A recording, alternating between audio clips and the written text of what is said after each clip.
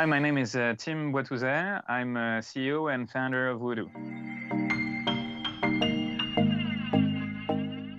So Woodoo is pioneering in the bio-based composite industry by transforming wood through the molecular level into different sets of materials for the consumer, automotive, and construction sectors.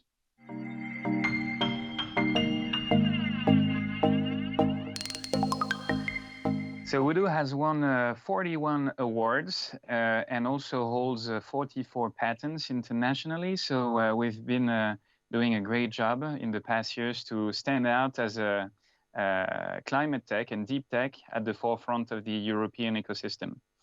Startup Booster definitely helped us to raise awareness within the composite manufacturers family, and also helped us to create strategic partnerships with some of our current partners.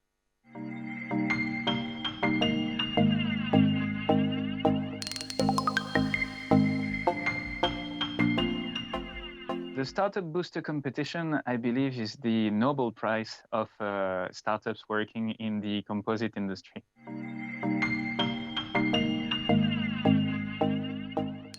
My advice for the startup finalists is to remain enthusiastic, to believe in their innovation, and to go for the world, because this is what this competition is about.